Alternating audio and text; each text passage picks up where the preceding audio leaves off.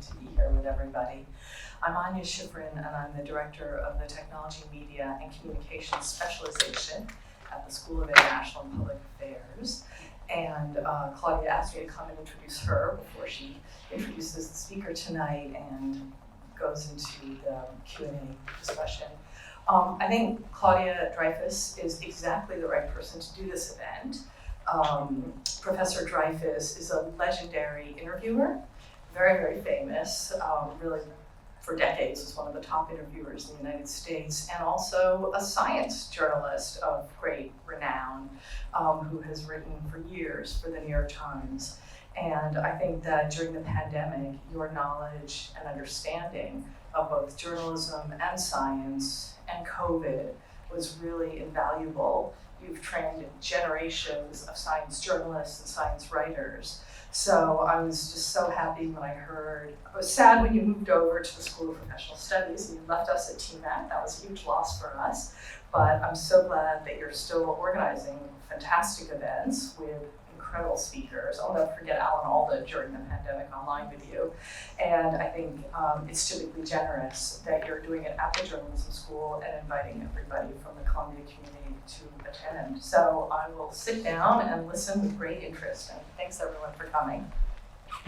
Thank you, Anya. Thank you for your kind words. And let me say how much I miss the aspect of working at SEPA, because I got to work for Anya, who is a brilliant leader and who's just really showed me the path of being responsive to the students' needs. She's endlessly open to them and makes memorable moments for them. She has them to the house, before the pandemic, and they never forget it. So welcome to all of you and to different members of the Columbia community from different schools and from the School of Professional Studies. This is an open session of my regular class on science opinion writing. And let me tell you a little about the history of this evening. Before the pandemic, what I used to do is invite a half dozen of my editors, people I work for, to come up to Columbia and meet with students. We called it Editor's Guide. I work in a business where who you know matters, no bones about that. And I knew a lot of people, and I wanted to share that with my students so that at least people could call an editor and say, I met you at Professor Dreifus's class. And that's a very valuable point of entry for people. So Editors' Night grew from 3 editors to sometimes as many as a dozen. And it was a kind of booming event here at Columbia until March of 2020, when we were planning the last in-person Editors' Night, and all of a sudden, President Bollinger, a week before the rest of the country, called everyone away and said, you're going off campus, you're going to have to learn how to do Zoom. And I had 12 editors coming, and I was very put out by that. Well, I learned Zoom. I came to think that President Bollinger probably saved many lives with his early perception of what was going on with the pandemic. But that was the last time we had an Editor's Night scheduled. And tonight, this is our first Editor's Night in person since COVID became a part of our lives. So before we go on, I'd like to thank some of the people who make this evening possible: Maria Gray, Denise Abad, and Ryan Lee. Thank you for helping organize this. It's a little bit of an experiment where none of us are really used to doing in-person events anymore. And you all should be commended for even coming, because it's uncharted territory. And we used to have 6 or 7 editors, but tonight we only have 1. But I won't say only, because our guest, Laura Helmuth, has had a lifetime of experience in science journalism, amazing things. She, in one person, makes up for 6. For starters, I mean, if you see her CV, it's mind-blowing, but she's the 9th editor of the oldest science magazine, maybe the oldest magazine in this country, Scientific American. Before that, she was the science editor of the Washington Post, and before that, she was the science editor of Smithsonian. She also was an editor at Slate, at Science Magazine. She has worked at all the important points in science journalism. So our format for this evening is I'll do a live interview with our guest for about 40 minutes, and then we'll open up your questions to the floor, and I hope you have some interesting questions for Laura. Our topic, more or less, will be what we've learned from the biggest science story of our lifetime, the pandemic. Laura, first of all, welcome to Columbia. And second of all, you started out in your profession as a PhD neuroscientist. When one looks over your CV, you see all these papers about Parkinson's disease. How and why did you make that switch to journalism? Yeah, thank you. So it's an honor to be here. Thank you so much for inviting me. Thanks to all of you for coming and for your interest in science journalism and communicating about the pandemic, about everything else. I'm just delighted to be here. Looking forward to your questions.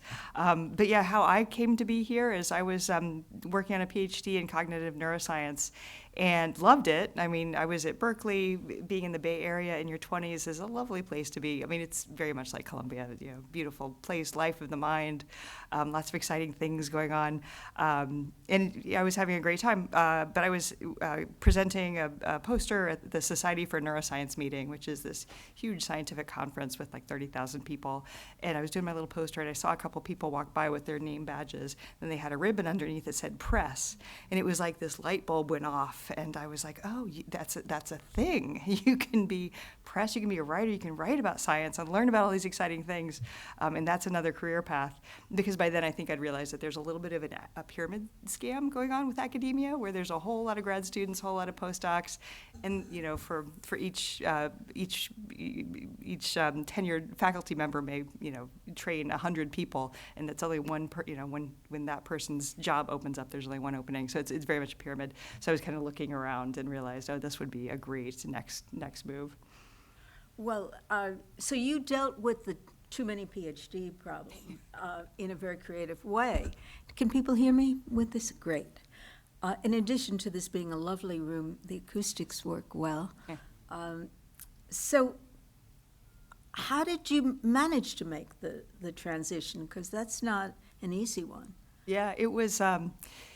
It wasn't too bad. When I came back from my conference, I started taking classes, just auditing classes in the journalism school. And that's one of the things, especially for those of you who are grad students, if your programs allow it, taking classes in other departments is wonderful, because there's so many interesting career opportunities that are kind of at the intersection of different classical fields. And I just encourage you to make the most of being on campus and just going to things like this, even if they're not directly related to your degree. So science journalism has changed a lot since you started, which isn't even that long ago, but it was never a fully formed discipline. How has the field changed since you began? Yeah, good question. I mean, I think, so the field of journalism, of course, has changed a lot. So I started in like 98, 99. And of course, journalism, classical journalism, newspapers have been contracting, especially regional papers, which used to be where journalists would start their careers. And a lot of regional papers did have a science or health journalist. It was a beautiful time. They weren't necessarily trained as such. That was just kind of the job that opened. And so if somebody was covering sports and their whatever team they were covering was the off season, they'd go do health for a while. So it's become Since then, there has been a contraction of kind of newspaper jobs. There's a lot more kind of new media opportunities. There's also, I think, a little bit more professionalization of science writing. Like the people who've remained do develop their beats more, tend to in many cases, have some grad school background or undergrad background in some kind of science field. And then there are a lot of science writing programs. I went to the one at University of California, Santa Cruz. NYU has a good one. Columbia has a good one. So I think there are kind of more people who know from the beginning of their career that this is what they want to do, and they really develop their beat, develop their networks, and really focus on one field of science.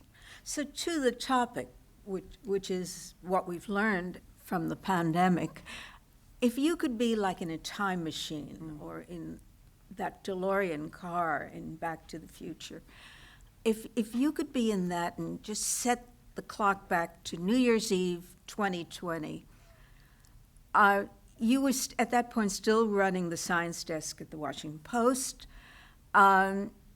What did you at that point see as the major science issues that you would be covering? Oh, before we started knowing about the pandemic? Yeah. Yeah, good New question. Year's Eve, you're looking Yeah. forward to the future. Yeah. What does it look like? Oh boy, yeah, that was a different time. I think so. At the Post, we had been covering pandemic preparedness. So this was the middle of the Trump administration.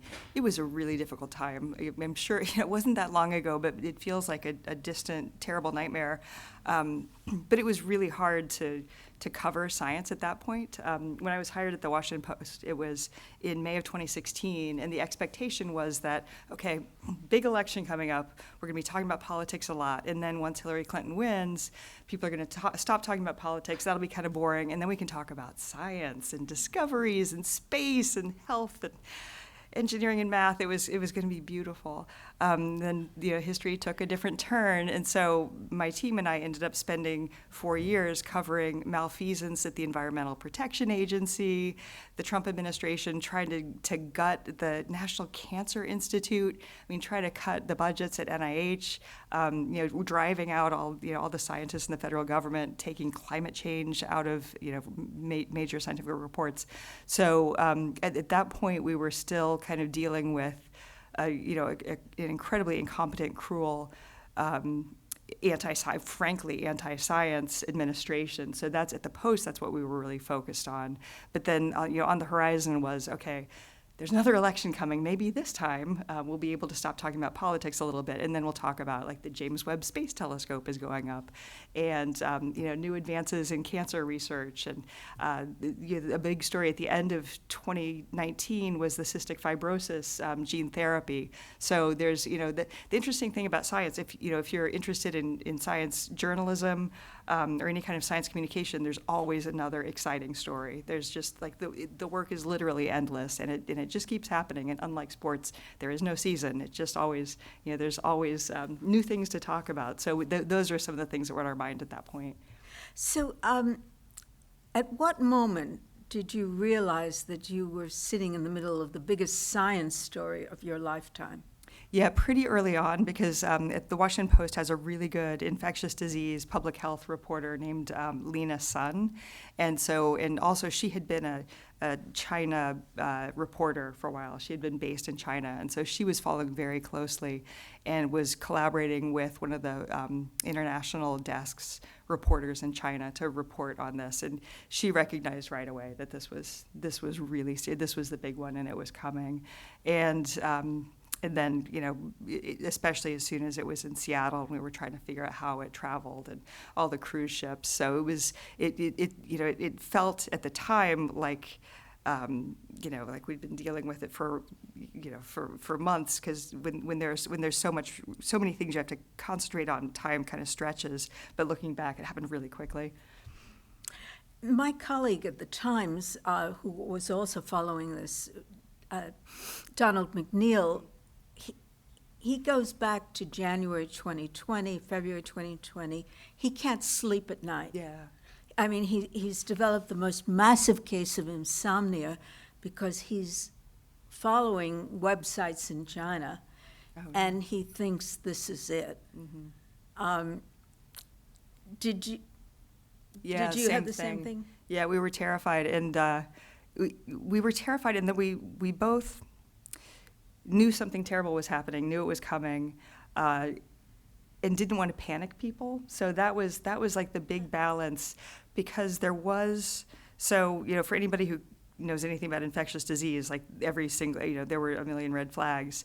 But at the same time, again, the Trump administration, which managed to make every disaster worse, was like being all xenophobic about it, and was calling it the China virus and much worse things.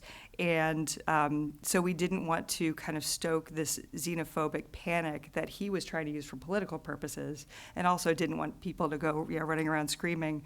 And I think in retrospect, that was, we balanced that the wrong way. I think from the beginning, we should have said why we were so scared more clearly. When you started seeing this barrage of misinformation coming from official sources, what'd you think? Yeah, it was really, I mean, it's, a pandemic's bad enough without without, the racism and the othering and, all the other bad things that happened. But I get, when people are scared and when they're scared and they have questions that don't have answers yet, that's sort of a perfect environment for misinformation to spread.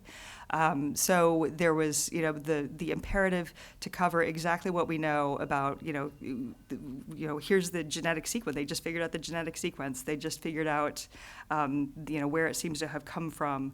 Here's the latest case count. Here's the latest number of people who died. Here's where, what parts of the U.S. we've seen it. So there was all the coverage of, how the pandemic was starting to play out. But at the same time, there's all this disinformation and misinformation and hostility. And so we also had to think about, okay, when is a rumor important enough that you need to debunk it? Because if it hasn't gotten much attention, you don't want to debunk it, because then you bring more attention to it. And so the rough kind of cutoff we used at the Post was, if a sitting U.S. senator has repeated the misinformation, then it's time to debunk it. And that gave us plenty of debunking to do. So getting back to that period, I have an ethical question that maybe you could weigh in on. I've always wondered, ever since I've heard Bob Woodward's tape with President Trump, and Trump is telling him, "Oh, it's airborne," and meanwhile he's saying quite the opposite to the American public. Do you feel that Woodward had an obligation to tell the public what he knew? Oh yeah, that's a tough one. And I should say one of the times I knew it was a big story was when Bob Woodward called. He called me to pass along a tip, which Lena Sun, our public health reporter, had already heard. But he told me all about this tip and who he'd gotten it from, and he was really excited about this story. And he said, "What, it must be really exciting to be at the center of a story that everybody's talking about." Yeah, Bob, it kind of is. Was it exciting, or was it? Every reporter sort of dreams of being in the middle of the big story, but then when could it be too big? Yeah, it was too big, and also there was just, everybody was an expert all of a sudden on Twitter, and also frankly in the newsroom. So like my boss, she'd regularly see things on Twitter and come in with her hair on fire about, "Oh, we need to cover this," and it would just be the most clear, unreliable information from unreliable sources. But it was just a reminder that even people who pride themselves on being objective and, following the evidence, and, if your mom says she loves you, check it out, at the beginning of the pandemic were just absolute fools for whatever rumor was coming around, which again, a human thing. Everybody's scared, everybody's confused, but that just makes it so much harder to do your job and to feel like what you're producing can compete with all the nonsense that's out there. So in this period, did you have any sense of why, let's put it this way, this public health menace became politicized and false information was going out as fast as you can combat it.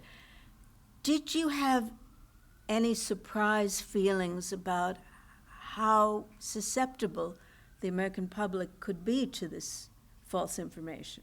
Yeah, it was, I mean, we had seen it, again, because this was year 3 of the Trump administration. It was clear that a lot of people were willing to believe conspiracy theories, especially if they were, had any tinge of white nationalism to them. And, we'd already had the episode of kind of a wave of people believing that the earth is flat. I don't know if you all heard about this, but there was a series of videos on YouTube that looked like documentaries and had these elaborate, deeply sourced revelations about how the Earth is actually flat. NASA faked the moon landing. All the scientists are in on it. All the journalists are in on it. Huge conspiracy. And one of the pieces of evidence was, I don't know if you can imagine the emblem of the United Nations. It's like a globe with, I think some laurel leaves around it or something.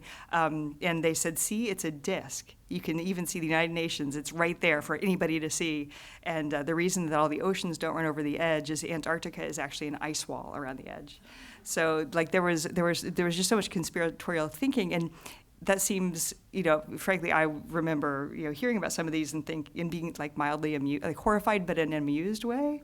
But then when it becomes a matter of life or death, and then, I think the most dangerous intersection that was clear from the beginning was that the anti-vaccine conspiracy theorists jumped on this and immediately started trying to monetize it and spew misinformation, and which fits with what they'd been doing already. Like they had a long track record of saying, don't vaccinate your kids, buy my vitamin C supplements instead. And I don't think anybody profited more off of the pandemic than the anti-vaxxers. So in the middle of all of this, April 2020, keep in mind that March 2020, the country closed down and people were sheltering in place. This, to my knowledge, had never happened in the history of the country. The next month, Laura takes over the editorship of Scientific American, easily the most influential of the science magazines. But not only is she taking over that in the midst of a pandemic, but also in a time when magazines are dying, disappearing from the newsstand one after another, big brand names. So you got a double whammy. What was that like? Yeah, it was a lot. Yeah. It was an exciting time. I came in, so my staff was aware of this, but I felt like my job, especially for the first few months, was to say, look, this is the most important story of our lives, of our careers, and everything we've ever done to develop our careers, to develop our networks, to develop our craft. Like, this is it. It's a matter of life or death, and what we do can save lives. So we definitely felt the mission, and I think everybody on staff really felt kind of their calling, that this is why we went into it. This is just the most important moment of our career. So people were highly motivated, but of course, like anybody else, also terrified, confused, alone, isolated. So it was not so much. I think my biggest challenges at first were more management than journalism, making sure everybody's okay, helping support the staff, helping find new means of communication, new workflows, that kind of stuff, to make sure we could actually put out a print magazine and then update the website with everything we knew, and try to amplify the voices of experts, and really, in a situation of vast confusion and fear, help people understand what was actually happening and what they could do about it. So I think I have here something you wrote in that period, and you can look it up online. This is a piece Laura wrote on tips for covering the COVID-19 pandemic without spreading misinformation. That she has to write this at all with that headline tells you something. And among things you say, keep the stories coming, don't stop, define terms in every story, and maybe create a link to a glossary. It's a very important difference in science writing than other kinds of writing. You're working in terms that the public often doesn't understand, isn't familiar with. It's an awful lot like doing international journalism, the kinds that my CEPA students did. You have to define places and terms that people aren't familiar with among your readers. You also suggest use social media effectively. heresy to many print reporters.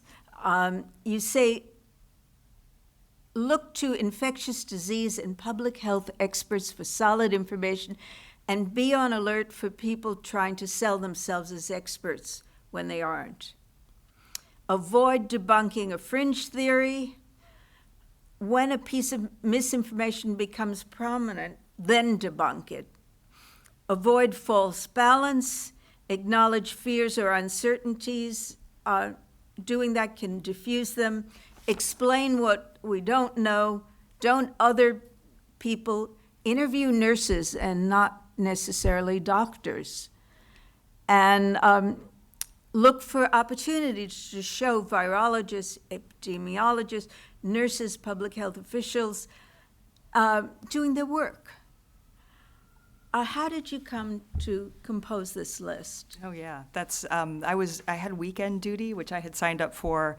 When I was the health and science editor at the Post, it was part of the national desk, and we took turns working weekends. So I was working that weekend anyhow. I mean, I would have once. I think starting mid-January, I worked every weekend and every night because of the pandemic. But I was in the office that weekend, and Siri Carpenter runs a website called The Open Notebook. And if any of you are interested in science writing, I highly recommend looking at this resource. It's very generous. It basically talks about all these aspects of journalism craft. Some of it's specific to science, but a lot of it's general, like how do you do an effective interview, what's a good lead, how to talk to editors, how to pitch a story, how not to pitch a story. And so Siri actually is the one who asked if I had any advice, and I said, oh, do I ever? I have a lot of advice, because by that point, this was like March 1st or 2nd.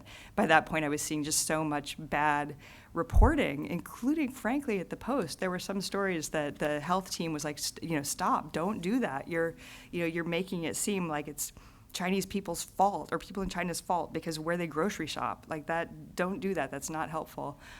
So yeah, there was a lot of passion behind my little typing. And so for opinion, since this comes out of an opinion course, my general advice about opinion writing is if something really makes you angry, that's a good time to write an opinion piece because the words will just flow. Did you think it was going to last 2.5+ years? No, at that point, I mean, we really thought that there, because the earlier, because the original SARS and MERS, because those had been, terrifying for weeks or months, and then they were over. And we really thought at the beginning that there would be an over. And I think the big thing that nobody realized at first is that it could spread asymptomatically. You didn't have to have a fever, you didn't have to be coughing or sneezing or, getting your germs on a doorknob, like the two things, that it could spread asymptomatically and that it could be airborne. Like neither of those were fully understood at the beginning. And once those two things were clear, I was like, nope, that's it. We're stuck with it. So before we throw this out to the audience, there are a couple of questions that I'd like to ask in terms of putting some blame around. Do you think the scientific community dealt with this crisis in the best possible way? That's a good question. I mean, I think my perception is that the majority of the scientific community did. That anybody who had any expertise in coronaviruses, in virology, and epidemiology worked nonstop. They collaborated, they immediately shared their data. So the people who did the genetic sequences of the viruses immediately shared the data. Doctors working in emergency rooms immediately published case studies. There was just a tremendous sharing of data.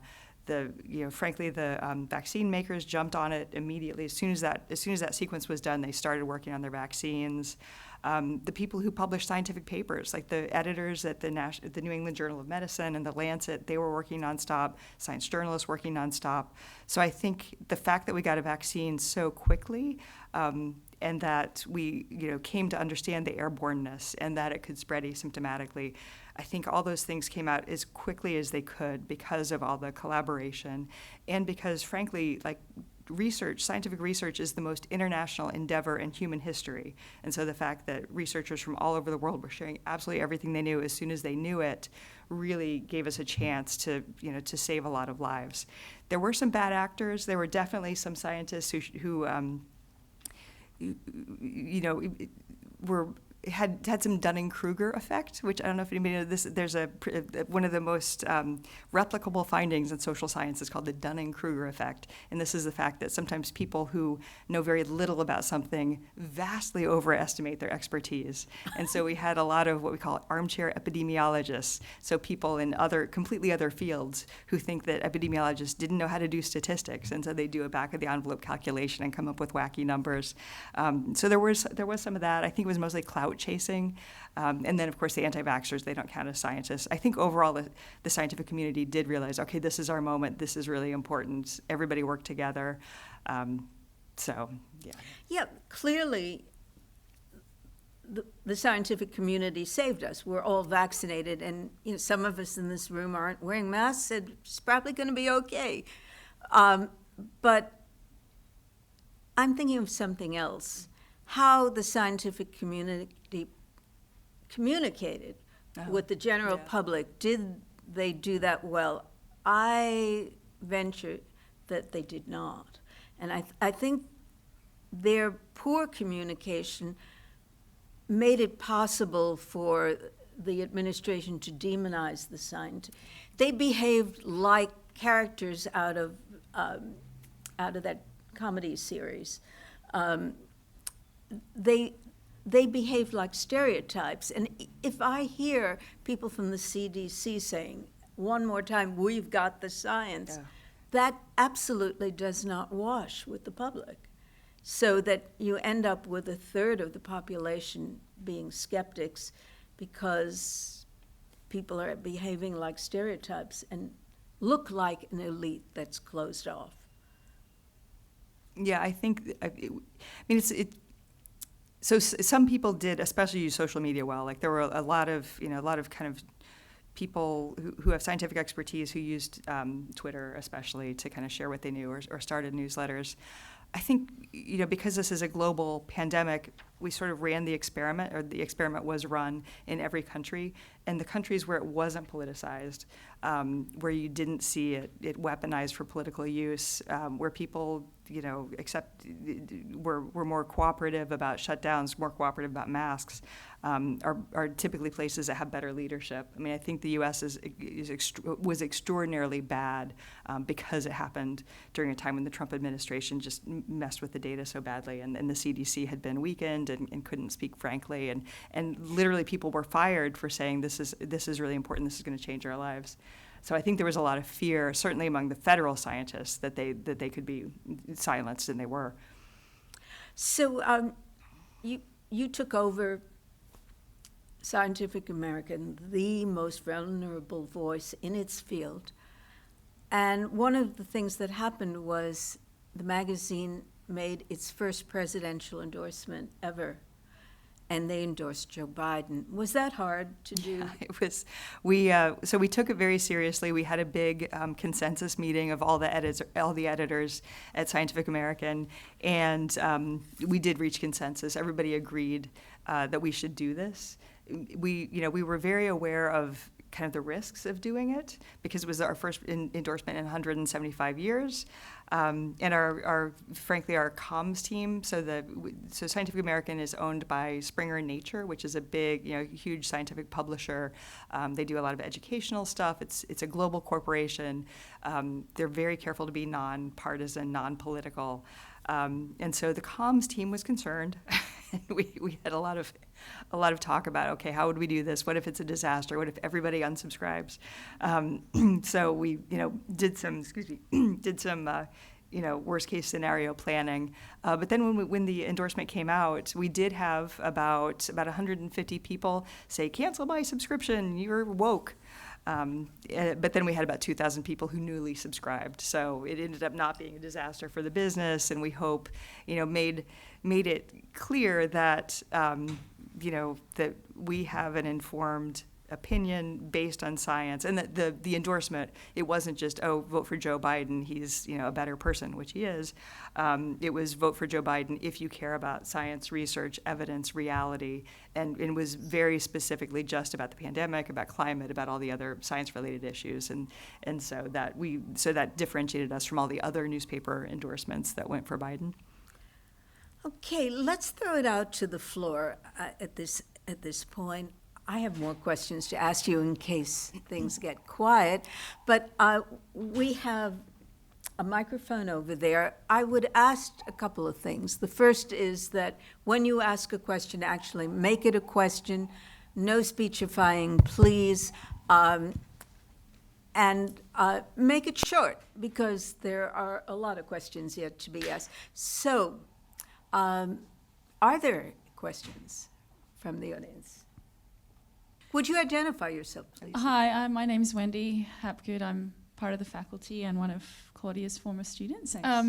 I'm from Australia, and I remember there was a great article in New York Times about how comparing Australia and America and the sort of rate of COVID deaths, it was right at the 1 million deaths in America mark. And if the country's sort of rate of tackling COVID were the same, it would have saved 900,000 lives here in America. And they sort of looked at the two countries, and the biggest difference actually was trust. Trust in science, trust in each other, trust in government. So I feel like it's, I guess a really difficult issue. How do you think we can all, or a journalist can go about building trust in science? Oh, that's a great question. Yeah, and that's a big question. I'm on a committee at the National Academies of Sciences, Engineering, and Medicine, and we're talking about, we've got workshops going up on this, and it's a really difficult problem. And Pew Research Center does a lot of survey data looking at trust in science around the world. And it's definitely bifurcated. It's become more political. So in the U.S. in particular, people who identify as more conservative are much less trusting of scientists than they were before the pandemic. And that trend's been happening for about 20 years. And then people identify as more liberal are much more trusting of science. And again, that bifurcation's been happening, I guess, like that. And so what journalists can do, what journalists have been trying to do, and of course there's a similar, extreme distrust of journalism with the exact same political differentiation. And so what journalists are trying to do about that is be more transparent, identify things more clearly, kind of explain where things come from. Because anytime there's confusion, it can be weaponized, and we saw that during the Trump administration. Whenever there's an anonymous source, they made it up. It's all fake news, and he just claimed that journalists were lying, and it was maddening because journalists work so hard to get the story right, and so when I was at the Post, we had. Or they still do have what's called a did it section, like this is how we did it. And so if there's an investigative story that's revealing something that, especially a conservative doesn't want revealed, there'll be a couple of paragraphs where it'll say explicitly, this article is based on, 27 documents and 16 sources who have this kind of background and this kind of knowledge. So trying to just be more transparent and kind of show your work. And I think, kind of the intersection of journalism and science, I think science journalists have been trying hard to show how science works too, that it's, ideally iterative and self-correcting, because the fact that, that science, if at the beginning we didn't think you had to wear masks, based on previous diseases, and didn't think that it was airborne if you were, didn't think it was airborne because we thought it was sneezes, didn't think it could spread asymptomatically because we didn't think other diseases did. Turns out they probably do. So, people can weaponize that and say, oh, scientists are lying. They just make stuff up. They keep changing their minds. And so I think journalists are trying to help people understand that science is a process. It's, hopefully always getting better and, building on what's been known. And if new evidence comes, we can change our mind, and that's a feature, not a bug. But that's a subtle message, and it's hard to compete against, oh, you're lying, or those kinds of, the kind of stoking bad faith. So it's really a competition, and it's constant work to be like the signal in all the noise.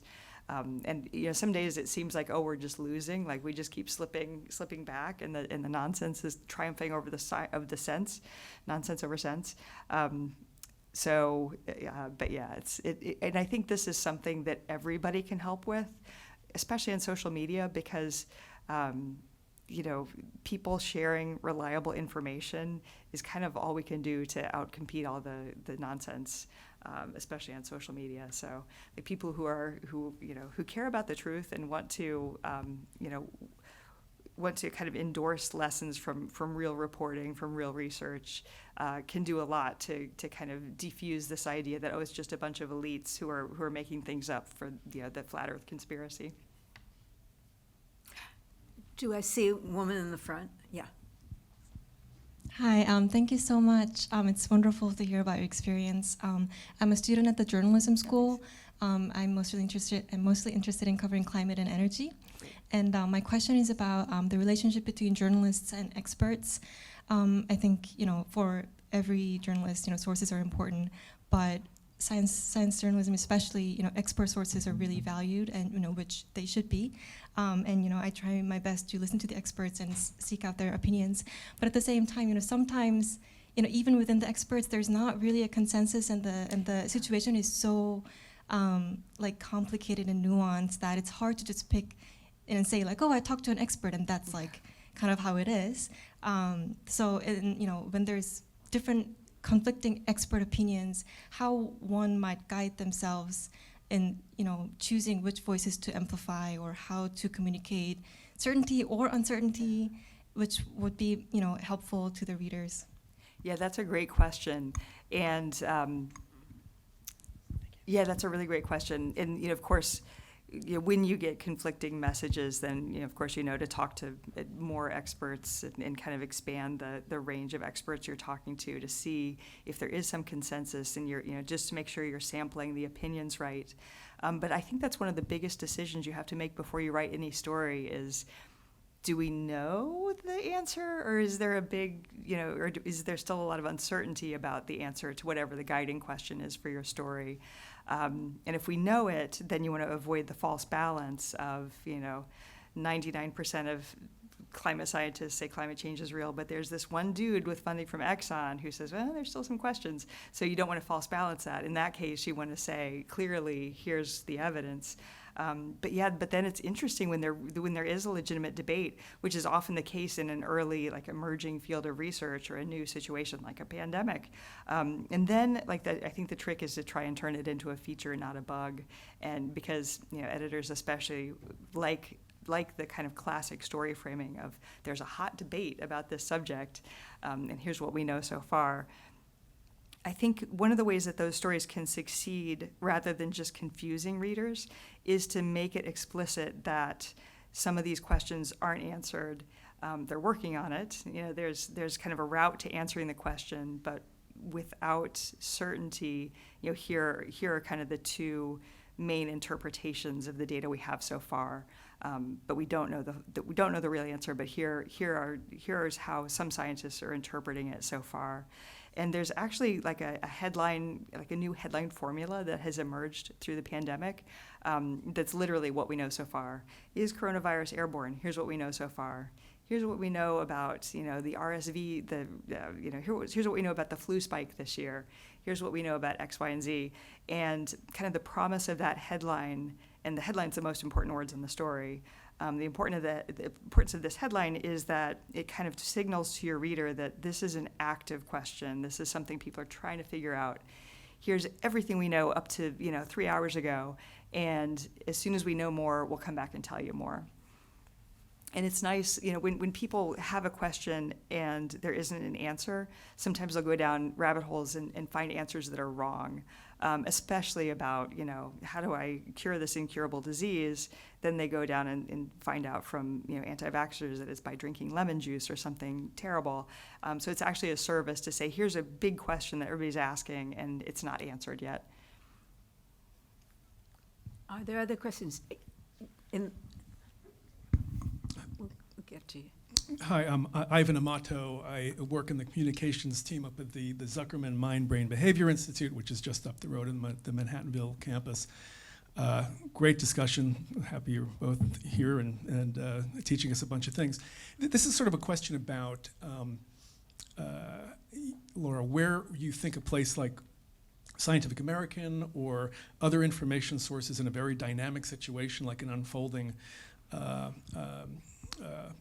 disease, infectious disease, what do you imagine the reporting there does as far as catalyzing action, or is that something that you think should be a role as opposed to, say, the CDC saying, here's our recommendations based on what we view to be the latest information?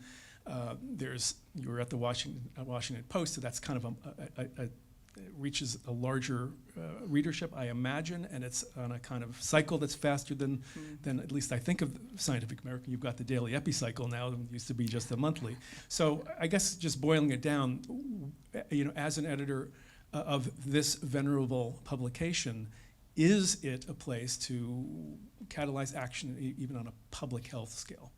Yeah, I think so. And, I think more so because we saw how badly the public health departments bungled it at the beginning and, continue to. Like their messaging has not been on point at all, even, as of the last few months. So I think in some ways journalists, and especially magazine journalists or opinion journalists, can be more explicit about here's what the evidence says based on this, here's what you can, here's how you should protect yourself. Yes, you should get the bivalent booster. It makes a big difference. Yes, you should do this. I think, of course, you have to show your work. You have to, quote the right experts or invite the right experts to be writing these stories. But I think we can't wait for public health officials as much as we would quote them and include them in any story and in any guidance. But I think it is fair to be sharing information. And I think that has changed a bit. And that's definitely getting away from sort of a classic journalism idea of for any situation, you just present both sides of a story and let the readers figure it out. Show, don't tell. And I think, especially in the pandemic, and especially for science and health journalists, we're realizing, first of all, that there aren't two sides to every story. Sometimes there's one side and then a fringe. So don't false balance things, and also don't put it on the readers to figure it out. Like if everything you're reporting leads to, a conclusion, even if there are caveats, explain what the conclusion is with the caveats. There were some other questions. Yes. Under that mask, is that one of my students? Yes. Yes. Hi, I'm Hannah. I'm a PhD student in Sustainable Development in SEPA, and I'm a current student. So I'm curious, just from the researcher perspective, do you have any recommendations to scientists on how to best portray their research to journalists, or what are some things that you've noticed in scientists that you talk to that make it really useful? Oh yeah, for great. any articles. Yeah, thank you for asking. So of course you could write a story for Scientific American. We publish experts from all career stages, so grad students, postdocs, sometimes tenured people, although more often lately, more early career people kind of writing about their own research and explaining what its relevance is, or explaining something about their own field that is, that is in the news, that is something people really need to understand. So it's great to write for the public, we call it, sometimes the words can be a little off-putting. We have an opinion section, which sort of implies, oh, that's just what I just like roses more than marigolds or whatever. It's not just an opinion, though. Like our opinions are commentary, they're analysis, they're reported, they have links. It's not like George Will opining about climate change and just lying about all the evidence. Like our opinion section actually is well reported. And so there's that. It definitely helps to, if you have a story idea and there's a journalist who's been covering the relevant field, they welcome you to get in touch and to just say, hey, really appreciated your reporting on the Arctic melting. Here's something we're working on. Do you want to know more? And then if you're at an institution, it really helps to work with your public information office.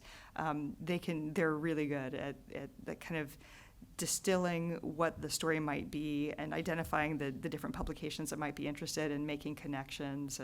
And also, a lot of them do really good trainings to help you prepare for interviews. and kind of get your talking points in order and think about how you want to present, like what's the most important part of the research. And they can potentially set you up with radio and TV spots too. Is it true you're going to be doubling the size of your opinion section? We are. Thank you for asking. Yes, we currently have one opinion editor, and in January we're going to have 2 opinion editors. So, but everybody on staff does some opinion editing. So we have news editors. We have people who edit feature stories. So which are there's not some big dividing line between this is a feature and this is news. One happens to be shorter typically and faster, and the other one can sometimes take months if it's for print. But basically every editor is looking for experts in their subject area who have really interesting and important things to say or entertaining things to say, and trying to bring them in to write opinion pieces for Scientific American. Gentlemen, let's go 1, 2, 3.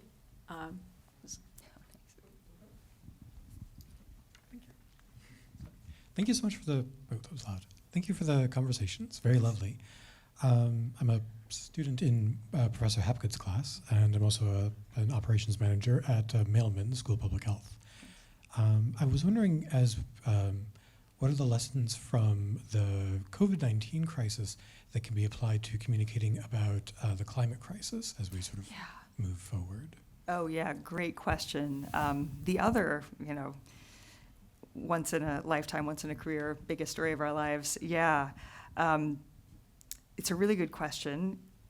I mean, I think humanizing it is definitely something that we've been trying to do more with both of those subjects, and it's partly in response again to the politicization, where you have kind of bad actors saying, oh, climate scientists are just in it for the money, which is sort of ridiculous, since the only people who say that the climate crisis is fake are getting money from big fossil fuel industries. But trying to show the reality, and to the trick with COVID, if anything, the challenge was that everybody was paying so much attention to it, at least at the beginning, and reading everything, including sometimes misinformation and nonsense. It's like seeking out information. And with climate, we have sort of the opposite situation, where we see a lot of people are like, oh, this is catastrophic, it's awful, I can't do anything about it, it's really hard to think about. And so the trick there is to try and get people engaged and try to compete for their attention. In a way, we kind of try to trick them by having stories be about charismatic animals or travel or history or something that also has a climate angle, to kind of pull in people who if the headline is about climate science might avoid a story. So there's that. So humanizing, trying to remember that to write things that people want to read, and not just want to read because they're seeking out information, but that people will enjoy reading. So it really matters to have great metaphors, a lot of clarity, great experts expressing interesting ideas, with dramatic quotes, all these sort of literary devices you can use to make people read and share and remember a story. I think are so important for covering both of these disasters. But it's hard. That's kind of the whole purpose of journalism and science writing, is to get people to pay attention to these things and to understand them. And there's a lot of obstacles to that. Well, let's get a few more voices here. You are. Oh, I know who you are. Yes. First of all, thank you a lot for this moment. My name is Santiago Oliva. I'm studying sustainability science. I'm also taking Claudia's class. And, well, my question was kind of answered with the last question that was about how to give bad news, constantly bad news, and make people want to hear bad news. Like, that's a huge challenge. But my other question, now that you already talked about that, is in who we can aspire. Like, who is doing the right exercise of making entertaining bad news? Like, I know it's weird, but it's one of the challenges for climate change. Oh, absolutely. Yeah, that's a good question. How to make people read about that. I mean, I think one thing that journalists could do much better at is share things that are actually working, And there's a little bit of a movement, there is a movement for what's called solutions journalism, where we talk about things that work instead of just things that are broken. But there's still this kind of massive bias towards attending to, paying attention to things that are wrong, with the hope that showing people what's wrong will lead to a fix. But there's so much emphasis on the bad things, and with the climate emergency, there are so many bad things to focus on. So the trick is to find things where there's some bit of hope, some bit of inspiration, some bit of empowerment, where people can make a difference. And fundamentally, individual people can't make a difference because it's systemic, it's systematic, it's some of the most powerful corporations in the world are doing just fine with the climate crisis and don't particularly want change. So there need to be structural changes to really make a difference. But that said, people, these structures do emerge out of people.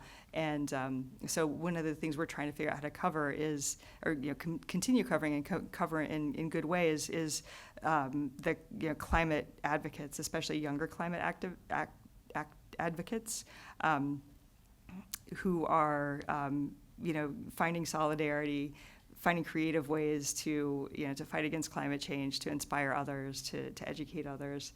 And so that I think when things are disastrous, any story that builds some hope or some fellow feeling or humanity or admiration, like any of those things can kind of help the bad news seem bearable. But it's hard. Yeah, an example of that in another area would be this film that's showing now about the murder of Emmett Till. There is nothing more gruesome than the story of what happened to Emmett Till, age 14. But the story of his mother is a very positive and ennobling story. And that they found a way to do that is the miracle in this case. I think all of us need to find stories that where we can find the internal optimism within a bad situation. Now, there are some stories where it just isn't there, but there are a lot more where it is, and we need to sort of excavate for them and dig for them. There's a gentleman in the front who's had a question, and we have not gotten to him. You are, sir. Hi, my name is Bernie.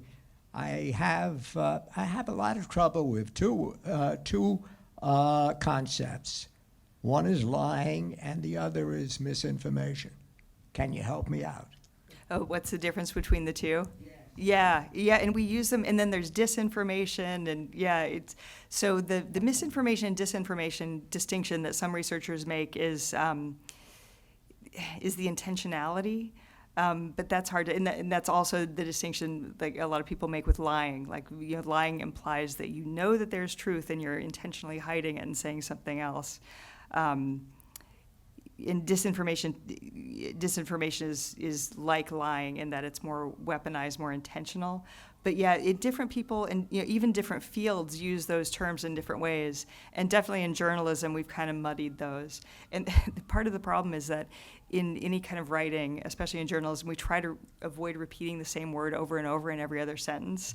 And so I think part of just trying to use different words, we use slightly different meanings of words to mean the same thing. So we have not done a great job of distinguishing those. Yeah. Are there questions from this side of the room which we've been neglecting? Yes, in the front. Who are you under the mask? Hi. Hi, my name is Emma. I'm a master's student in ecology, evolution, and environmental biology, and I'm one of Professor Dreifus' students.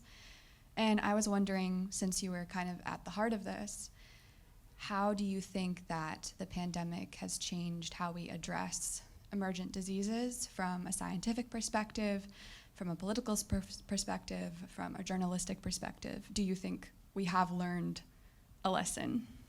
Yeah, that's a good question. I think there have been lessons learned, not as many lessons as need to be learned. I think journalists will be, I think not just for emerging pandemics, but I think for any disaster, which could be, a nuclear disaster, could be, various climate emergencies. I think there's a little bit of a, our inner teenager is like, oh, it can't happen to me. Like this couldn't possibly happen. This is so bad, it couldn't happen. And so I think we're all more primed to understand, no, disastrous things can happen, and they can happen really quickly, and we can predict them, and then they can actually happen, even though like it seems far off and impossible. I think there are more people who are interested in going into public health, epidemiology. I think overall, like the whole world has a better vocabulary and understanding of the immune system, of how diseases spread, of how vaccines work. So of course there's kind of a loud fringe of people who are, misinforming or disinforming or lying about how all that stuff happens. But I think overall, the vast majority of people have just a better understanding of basic human biology and disease biology. So I think we'll be more prepared next time for that. Some of the bad things are like so many. Public health officials, local public health officials, nurses, nursing aides, healthcare workers just died or have been driven out of the profession because it's just been so awful. Like it's just been so unsustainable, and as it's been politicized, they face so much violence. So I think we really need to build back up the public health infrastructure, the medical healthcare provider world, pay people better if they're taking care of the sick, and then I think CDC has learned some. I think they've learned some lessons, and we'll be a little bit more prepared for next time.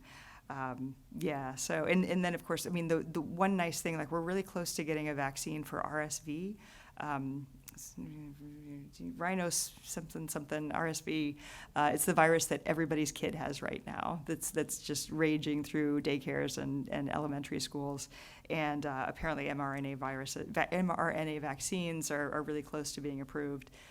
Partly because the speed of the coronavirus vaccines has made a lot of just the infrastructure of building and getting approved vaccines, I think will be much faster. So I think we'll be. We're kind of more ready to identify whatever the pathogen is and vaccinate against it if it's vaccinatable. Some things won't be. Are there other questions on this side of the room? In the back. Yes. You please. Hi, I'm a PhD student from chemical physics, and I was just wondering, in your years of experience, do you think there are areas of science that are underreported? Yeah, good question. Chemistry, for sure.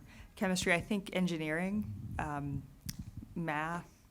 We do pretty well in space and physics, and that's partly an audience-driven thing because people love space and physics stories, which I'm great. I mean, I'm really proud of audiences for wanting to read about space and physics. So those tend to be popular. Stories about the human mind tend to be popular, and stories about human health tend to be really popular. But that leaves a lot of things. So. I think there are a lot of great stories that aren't being told in chemistry and material science, basic infrastructure that are really important. And then we're at Scientific American, we're starting to cover more social science too, especially as it applies to to important social issues and current events. But yeah, there's lots. I mean, I know if you start really reading Scientific American, Science, Nature, Science News, New Scientist, all these science publications, especially if you're interested in writing, it can be a little overwhelming, and you think, there's so much to cover, and it's all being covered, but there's so much that's not being covered. There's still a lot of open niches. On that, the AAAS has a service called Eureka Alert, which summarizes just about all the science papers that have come out. So you can save yourself reading all these journals and just read Eureka Alert, which is sort of the cliff notes of science journalism. But more seriously, it can show you the path to a good story. And I advise you to consider using it. At least you can discern trends. One of the things all journalists have to do is figure out what is going to be the big story a month from now, 6 months from now, if you're doing a magazine, or a year from now. And you develop a nose by reading these sorts of publications. The AAAS also now has something you're involved with, which is SciLine, where they're putting experts up there to be interviewed by you guys. And the one thing we know is getting these stories out there matters. That even getting a story out on some basically apolitical subject gets the sense in the public that science is a good thing. We shouldn't have to prove that, but we do. So whatever you do, it's going to be helpful. Yeah. Are there any further questions, or should we call it an evening? Well, on that note then, I want to thank Laura Helmuth for coming up from Washington to meet you and talk to you. We can talk for a few more minutes. We have the room among ourselves. I'm sure you have some questions for Laura, maybe even some story ideas for her.